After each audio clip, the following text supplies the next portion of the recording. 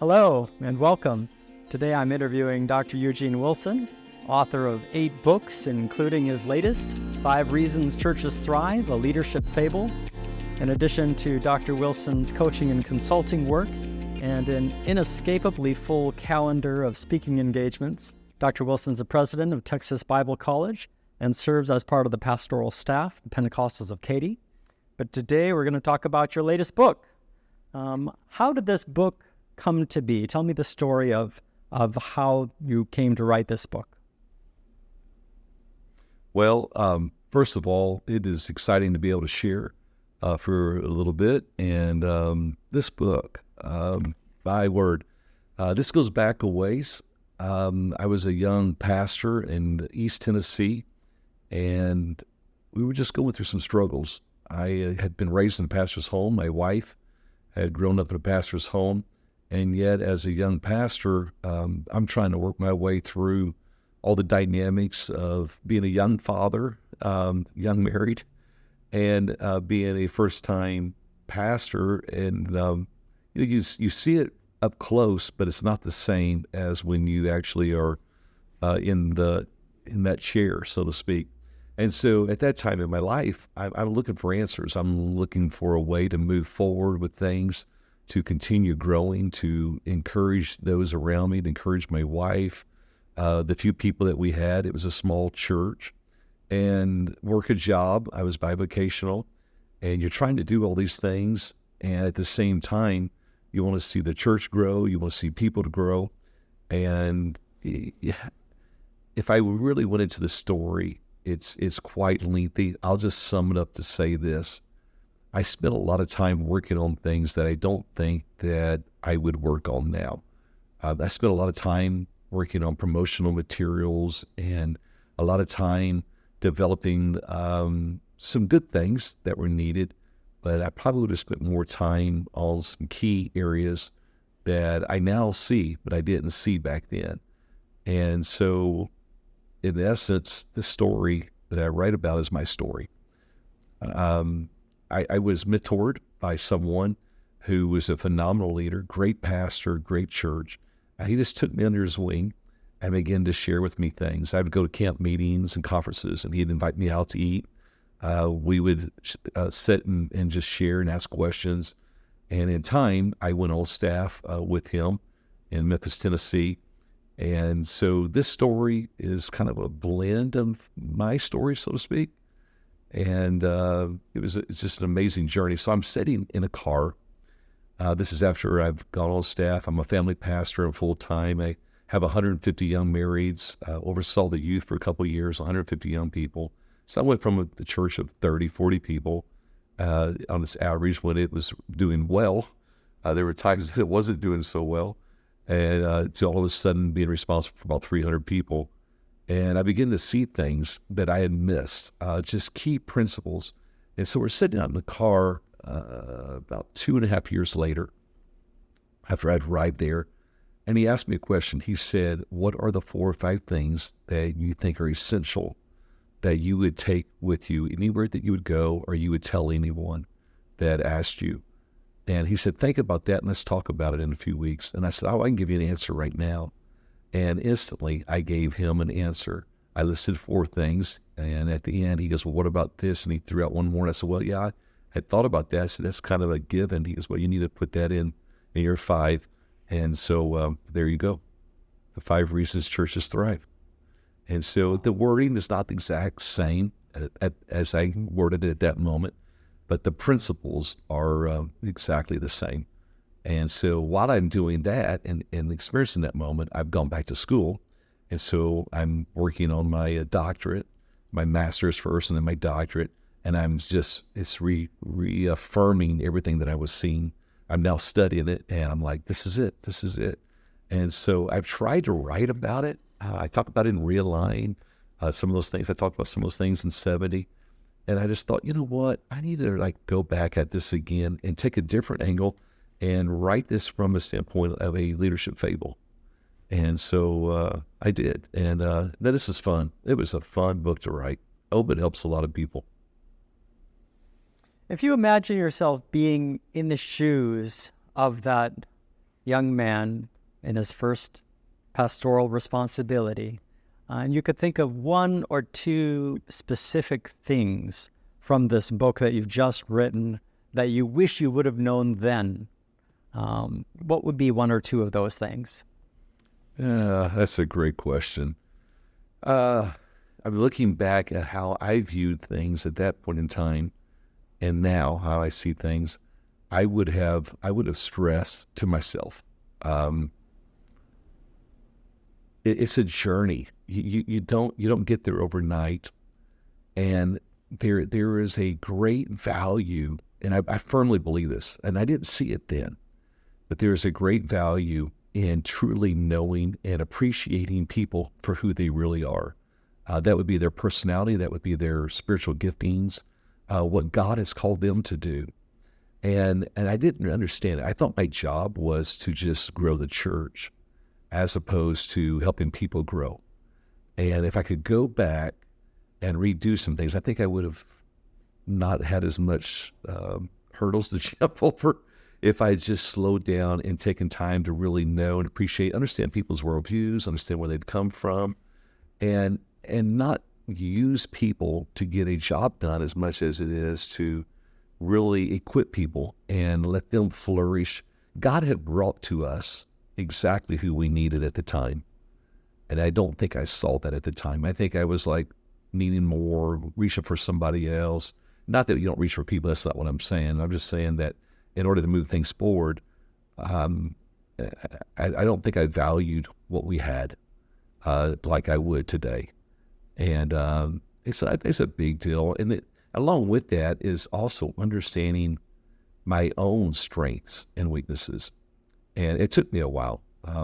There's some things that I feel like I'm fairly decent at, strong at. There's a lot of areas that I'm not. And if I would have recognized that, and I think I would have built a better team, because there were people around me who had giftings that I lacked. And I think I would have relied on them a whole lot more. And I did, but if I had to do over again, oh my word, I would have relied on them a lot more than what I did then, And so it's recognizing those weaknesses, strengths, finding the two or three things I do well, empowering others to move forward. In order to do that, I got to understand their giftings. I got to understand structure, organizational structure. So those are things I talk about in the book. And man, I'd love to live it over again, slightly. I think it was T.F. Tinney that said, there are some experiences I wouldn't trade for $1 million, but I wouldn't give you a penny to go back through them again. So maybe that's what it's like. I wouldn't trade it for $1 million, but I don't know if I would really go back through it. That's true. That's true. But I would do it different. I would do some things different, knowing what I know now. And reading your book, you talk about this structure versus strategy. Yes. I think about pastoring a church. It seems like the pastor's job is, well, we have all of these things that need to get done. Who can we assign them to? How can we delegate? And let's all work together and get everything done. And sometimes I think we get this idea of delegation wrong. We see all the work that needs to be done, and we just say, we're just going to give this to somebody and tell them how to do it. I think in your book, you're arguing for something a little bit different. Could you talk about what would you do when you say, I've got this task and this task and this task that need to get done? How would you approach the process of trying to get some of these things done that you want to see get done? And you don't have the capability of doing them all. Right. And that goes back to what I was saying, that it's recognizing your strengths and your weaknesses, and then finding the strengths of others, and then building a team where those people are empowered to run with those areas. But in order to do that, you've got to have some type of accountability. And I use that word loosely, not in a traditional sense. It's not accountability to me as a person or even my position, as much as it is accountability to the purpose and the core values. And so once you know that you have this purpose, and it's a common purpose, and people have bought into that purpose. And then you understand that there are some core values that we all are going to live and we're going to orbit around. And then at that point in time, you have the accountability that's needed. As long as they're accountable to the purpose and the values, we're going in the same direction. So then what you need, if you got that, now you need the practical things like structure, like what is my job responsibility? What are, we call them job descriptions or ministry covenants. Mm-hmm. And so there's some basic things that we need to know. And it's not just as a leader, me knowing what someone needs to do. And it's not just that person understanding what needs to be done, but it's everyone on the team understanding what each other's responsibilities are and what each other's lanes are. The fact is, and I firmly believe this, that the vast majority of people, they want to succeed. They want to be successful. They want to feel as though that they're contributing, that they're valuing, that they're valued, that they're making a difference. They want to see the church succeed. They want to see the church thrive. And so I don't think it's such a thing like, well, you ought to do, and we're preaching to people, you ought to do this. I think people want to, they don't know how, and they're not empowered to do so. And so you can tell as I'm talking right now, I'm talking a little faster. I'm getting a little bit more excited because these are things I'm deeply passionate about. And so the way I approach things, and it's just my nature, how God made me, I'm very big on practical application. But in the practical application, I'm not necessarily saying, oh, this is exactly 1, 2, 3, how you do this specific thing, and here's the great details of, like, say, a job description. I'm not a detailed-oriented person. So I build a team of people who are detailed-oriented. But where I am very big in practical application is that I want to understand the philosophy. I want to understand the mindset. I believe that if you can understand that, that becomes your foundation, and then everything else is built. So I talk about it off to this philosophies, then values, and then out of values flows behavior, and then you end up with your destination. So I start with philosophy. So in the book, I'm trying to give reasons why and paint a picture where people can understand, oh, this is the philosophy behind it. And then along with that, here's the practical things you need to do. So a job description is a practical tool. But there's a reason why about 90% of people who shake their head and go like, oh yeah, job descriptions are great, but never implement them, is that they truly don't understand the philosophy of it. Otherwise, they would implement them. And I do this all the time. Talk to churches, oh yeah, that's great. We need to do that. But then they don't do it. And so I'm trying to paint the picture in the foundation of, okay, guys, this is why it really matters. This is how it really works. Mm-hmm. And so I'm kind of answering your question by going around in circles here a little bit. But anyway. Yeah, no, that's good. That kind of leads me to that does lead me to the next question that I have. I know you do a lot with your consulting and your coaching work. And you talked about these job descriptions being kind of one of these things that, every church has them, or many churches have them, but, are they really useful? Are they really working? Or do they need to really be looked at again and restructured and reorganized and really carefully thought about? Along with those job descriptions, you mentioned that would be one thing that you have done in your coaching consulting. Is there another kind of a recurring theme that you see in your work and in your travels, the coaching consulting work you're doing, that if you could say, here's one thing today I can tell you that would help if you wanted to create a thriving church? Absolutely. Yeah, absolutely. Two things. First, and not in any certain order, but first of all, I've seen people, leaders, fail because of the lack of competence. I've seen them fail because of moral failures. Number one, there's no close second. Second is way beyond or behind. But the number one failure I've seen in leaders is that they fail to truly understand and appreciate differences in people. And that's largely personality. They fail to understand the difference of personality. And so I'm an advocate for the DISC personality model. Some people think personality, assessments are crazy. They're no good. And lots of people want to say, well, it puts you in a box and you label people. and all those things. And I have arguments against all those arguments. But just to keep it very simple, in the disc, I'm an aspiring influencer. That's my dominant trait. My secondary is I'm a dominant driver. It's somewhat of a learned behavior because of my environment. I can get things done. You, my friend, I've been doing this for a long time. You would be what is called a cautious contemplator. You are detailed and you're task oriented.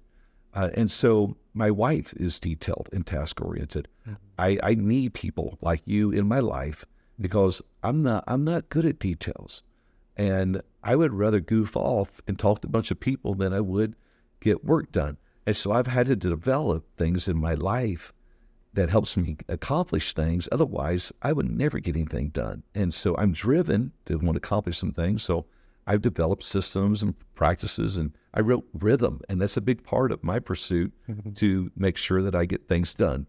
And so recognizing that in the church and on a team is so important because people who are cautious contemplators, I'll just pick on cautious contemplators for a second, they have questions and they're going to come to you and they're going to ask you, how does this work? What about this? What about that? They're going to see details. If I'm not careful, I will go so fast and I will get frustrated because they're asking me these questions. I'm like, you're aggravating me. You're trying to slow me down. You're questioning my leadership. Why don't you trust me? And I'll say, well, I said this. And my wife will say, you thought you said that. You said that in your head, but you didn't say that out loud. Because I don't remember you saying that. She's a cautious contemplator. Most likely she's going to remember if I said it or not. And so I have to recognize this. If I don't, then I build frustration in the team around me. I build frustration in my own life because I fail to truly understand and appreciate those differences. So that's a big, big deal. I talk about that a lot in the book, but I see that everywhere I go. The other one is back to what you just said about talking about structure and job descriptions. And to your surprise, most churches don't have them. I would say that the average church that gets about 150 people and more, they tend to have job descriptions. Churches that are about 100 and less, very, very seldom. In fact, I was speaking in a district with Scott Sistrunk a few years back, and I'll never forget the moment. I did an entire session on job descriptions, ministry covenants, got done, and we had a panel discussion, and someone asked a question from the audience. They said, hey, Brother Sistrunk, what Dr. Wilson talked about sounds like big church. Why don't you tell us how you did it and what blah, blah, blah. And when they got done, I'm like, I couldn't wait for Brother Sistrunk, and we went to college together, been friends for years. I couldn't wait for him to finish. Because I said, I want to say one last thing. I said, I am so sorry. I did a horrible job in that last session. I said, because this is not big church stuff. This is just things that every church ought to be doing. I said, and just out of curiosity, I said, how many of you right now, you have job descriptions and Mr. Coates? And out of 150 people, I saw about 5 or 6 hands go up. That's how much of a need this is. It doesn't exist in most churches under 100 or so. And so it should tell us something that these are some essential things that are tools that can move us forward, but there are principles. There are biblical principles behind this. If you don't, and this is going to sound really direct, this is the dominant driver coming out, but if you don't know what a person's giftings are, and you don't know where God is leading them, you don't know what their skill set is, you don't know what their personality traits are, then how in the world are you going to release them and empower them within the church for them to truly flourish? And so often what we do is that we look for, here's the mistake we make. Someone has a burden to teach Bible studies, so we make them the Bible study coordinator. But as a Bible study coordinator, they have to coordinate, they have to plan, they have to get others on board. Many times that Bible study teacher is not good at doing that. Whereas we probably should be looking for more of an administrative person who could help administrate this department. That's just one example of many. Good. And so these are the kind of things I see when I go into churches. I'm helping pastors to see these things, work through these dynamics. And if it be a small church, larger church, I would throw one last one in. I'm really big on helping churches discover their values, and in order to really truly bring alignment with those values. And of course, I talk about that in the book too. So those are 3 things that I spend a lot of time helping churches do. Well, those 3 things are wonderful. Thank you so much for joining me today on this interview. I'm so excited about your new book, 5 Reasons Churches Thrive. It's a great book, available now, pentecostalpublishing.com. Thanks again, and look forward to seeing you again.